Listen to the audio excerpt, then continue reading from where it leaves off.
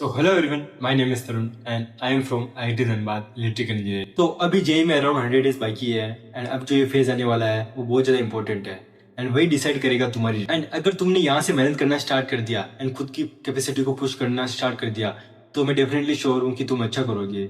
And अभी तक तुमने क्या मिस्टेक करी वो मैटर नहीं करता है, बट इन नेक्स्ट 100 डेज में तुम्हें मिस्टेक बिल्कुल भी नहीं करनी है। तो अभी तुमको ऐसा लग रहा होगा कि भैया मैं कैसे करूँगा, मेरा तो रिविजन नहीं हो रहा है, बोर्ड का स्ट्रेस है, बैकलॉग बहुत सारा है, टेस्ट में मार्क्स नहीं आ रहा है, एंड बहुत सारी चीज़ें तुम्हारे दिमाग में चल रही होगी। तो ये सब जो चीज़ें हैं ना, लास्ट ईयर जब मैंने भी एग्ज़ाम दिया था तो मेरे साथ भी ये सारी चीज़ें हुई थी एंड ये सबके साथ होता है। तो डीमोटिवेट बिल्कुल भी मत होना। तो इस वीडियो में बताने वाला हूँ कि क्या मिस्टेक तुम अभी कर रहे हो जो कि तुम्हें नहीं करनी है, जो कि बहुत सारे लोग कर रहे होंगे, एंड उन मिस्टेक को तुम अगर अवॉइड करोगे तो डेफिनेटली तुम अच्छा स्कोर करोगे। सबसे पहली जो मिस्टेक है वो बहुत सारे लोग करते हैं कि भैया मैं तो अभी लेक्चर देख लेता हूँ एंड मेरा बहुत सारा बैकलॉग है तो मैं प्रैक्टिस बाद में कर लूँगा। तो ये गलती तुम्हें बिल्कुल भी नहीं करनी है, क्योंकि जेईई मेंस में तुम्हें क्वेश्चन सोल्व करने हैं ना कि लेक्चर। एंड वहाँ ये काम बिल्कुल भी नहीं आएगा कि तुमने कितने लेक्चर देखे हैं, तुम्हारा कितना सिलेबस कंप्लीट है। तुम्हें प्रैक्टिस करनी है अच्छे से जिससे कि तुम वहाँ क्वेश्चन सोल्व कर पाओ। एंड लास्ट में तुम्हें इतना टाइम नहीं मिलेगा कि तुम इतनी ज़्यादा प्रैक्टिस कर पाओ, क्योंकि लास्ट में तुम्हें टेस्ट देने होते हैं एंड उन टेस्ट को एनालाइज करोगे। वहाँ पे तुम अपनी वीकनेस को ढूंढोगे एंड जिससे कि तुम्हारे टेस्ट में मार्क्स इंप्रूव होंगे। तो सबसे पहले तो तुम्हें प्रैक्टिस रेगुलरली करनी है, मतलब चैप्टर के साथ साथ तुम्हें प्रैक्टिस करनी है। सो दूसरी जो सबसे बड़ी चीज़ है वो है डिस्ट्रैक्शन। एंड ये जो ऐसी चीज़ है ना जिसमें बहुत सारे लोग ट्रेन में फंसे हुए होते हैं कि उन्हें पता ही नहीं चलता है कि उनका टाइम जा कहाँ रहा है, एंड फिर ये बोलते हैं कि मेरा रिवीजन करने का टाइम नहीं मिल रहा, मेरा बैकलॉग बहुत ज़्यादा हो गया, एंड बहुत सारी चीज़ें एंड बहुत सारी प्रॉब्लम क्रिएट होती है इसकी वजह से। तो तुमको अपने डिस्ट्रैक्शन को कंट्रोल करना पड़ेगा, क्योंकि ये जो चीज़ है ना अगर इसको तुमने अच्छे से कंट्रोल कर लिया तो तभी तुम रिवीजन एंड बाकी सब चीज़ें कर पाओगे, क्योंकि तभी तुम्हें टाइम मिलेगा।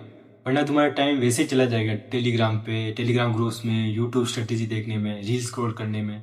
तो ये चीज़ बिल्कुल भी मत करना इन 100 डेज में। एंड बहुत सारे बच्चे ये मिस्टेक करते हैं लास्ट के 100 डेज में, वो बहुत ज़्यादा डिस्ट्रैक्टेड रहते हैं इन बहुत सारी चीज़ें में। तो ये चीज़ तुम्हें ध्यान रखनी है एंड ये बहुत सारे बच्चे गलती कर रहे होंगे, तो ये चीज़ तुम्हें नहीं करनी है बिल्कुल। सो तीसरी जो मिस्टेक है वो ये है कि रिवीजन नहीं करना। मतलब अगर तुम रेगुलर रिवीजन नहीं करोगे तो जिससे अगर तुमने चैप्टर पढ़ भी लिया होगा तो भी एक टाइम के बाद तो तुम भूल ही जाओगे।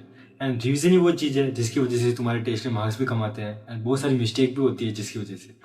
तो तुम्हें रेगुलरली रिवीजन करना है एंड रिवीजन के लिए तुम्हें हर बार पूरे कंप्लीट नोट्स पढ़ने की जरूरत नहीं है। तुम या तो उसके शॉर्ट नोट्स बना लो चैप्टर के, या उसी के कुछ पीवाई की प्रैक्टिस कर लो जिससे कि तुम्हारे कंसेप्ट रिवाइज हो जाएंगे एंड जिससे कि तुम्हारे एक रेगुलर प्रैक्टिस बना रहेगा उस चैप्टर पे। तो चौथी जो मिस्टेक है वो बहुत सारे लोग करते हैं कि focus on only two subject. And बहुत सारे बच्चों की मेंटेलिटी रहती है कि मुझे मेरे से बहुत ज़्यादा दिक्कत आ रही है एंड मेरा बहुत सारा बैकलॉग है एंड मुझसे क्वेश्चन सॉल्व नहीं होता है, तो मैं मैथ्स को छोड़ दूंगा एंड उसके इंपॉर्टेंट चैप्टर कर लूँगा एंड फिजिक्स या केमिस्ट्री को मैं बहुत अच्छा कर लूँगा जिससे कि मैं 99% आ जाएगी।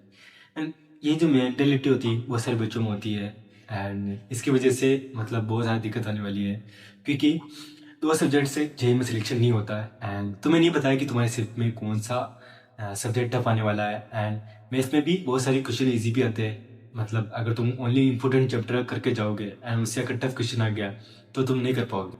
सो पांचवी जो मिस्टेक है वो मेजोरिटी लोग करते हैं कि टेस्ट एनालिसिस। टेस्ट देने के बाद अगर तुमने टेस्ट एनालिसिस नहीं किया तो वो टेस्ट देना तुम्हारा बिल्कुल भी वर्थ इट नहीं होगा, क्योंकि तभी तुम्हें पता चलेगा कि तुम्हारी क्या मिस्टेक है। मतलब टेस्ट इसलिए होता है कि तुम्हें अपनी मिस्टेक पता चले, एंड अगर तुम टेस्ट को एनालाइज नहीं करोगे तो तुम्हारे मार्क्स बिल्कुल भी नहीं बढ़ेंगे एंड तुम वही गलती को रिपीट करते रहोगे। तो टेस्ट एनालिसिस काफ़ी इंपॉर्टेंट है। तो जब भी तुम्हें टेस्ट देना है उसके बाद तुम्हें एनालिसिस करनी ही है। बिना एनालिसिस के तुम्हें टेस्ट बिल्कुल भी नहीं देना है। अगर तुम एनालिसिस नहीं कर रहे हो तो बिल्कुल वर्थ इट नहीं होगा टेस्ट देना। So test analysis is must. And ये कैसे करना है अगर तुम कमेंट सेक्शन में बताओगे तो मैं तुम्हें इस पर एक वीडियो भी बना के दूंगा। तो मैं सभी चीज़ों को अच्छे से समराइज करूँ तो तुम्हें रिवीजन अच्छे से करना है, प्रैक्टिस अच्छे से करना है, टेस्ट रेगुलरली देना है, टेस्ट को बिल्कुल भी मत छोड़ना और टेस्ट का एनालिसिस अच्छे से करना। एंड इसके बाद भी बहुत सारी चीज़ें हैं जैसे कि तुम्हें अपनी सीटिंग कैपेसिटी इंप्रूव करनी है एंड ये तुम्हारे लिए बहुत ज़्यादा इंपॉर्टेंट रहेगी, क्योंकि टेस्ट में तुम्हारी सीटिंग कैपेसिटी बहुत ज़्यादा कम रहती होगी। तो ये चीज़ में अच्छी से करनी है एंड तुम्हें जितना हो सके सिलेबस कवरेज पे ध्यान देना है, क्योंकि सिलेबस कवरेज नहीं होगा तो तुम इजी क्वेश्चन भी होगे तो छोड़ दोगे। तो सिलेबस कवरेज पे ध्यान देना है एंड जो भी तुम कर सकते हो, अगर तुम्हें वन शॉट से चैप्टर करना है तो वन शॉट से करो, बेस से चैप्टर करना है तो बेस से करो, एंड जो भी करना है तुम्हें करो। एंड इस टाइम पे तुम्हें अपनी वीकनेस पे फोकस करना है कि क्या तुम्हारी वीकनेस है। जैसे मैथ्स है तो मैथ्स पे फोकस करो, और जैसे कि रिवीजन है तो रिवीजन करो। एंड ये वो टाइम है जिस पे तुम्हें अपनी वीकनेस पे काम करना है। जो भी प्रॉब्लम तुम्हें आ रही है उन पे वर्क करना स्टार्ट कर दो। जो कि जैसे कि तुम्हें रिवीजन में प्रॉब्लम आ रही थी, रिवीजन करना स्टार्ट कर दो। बैकलॉग है तो बैकलॉग को कंप्लीट करो, एंड जितना हो सके अपने आप को पुश करो, तभी तुम कर पाओगे। एंड एक बार तुमने जेई मेंस 1 अच्छे से कर लिया तो एडवांस के लिए तुम्हारे पास काफ़ी टाइम रहेगा।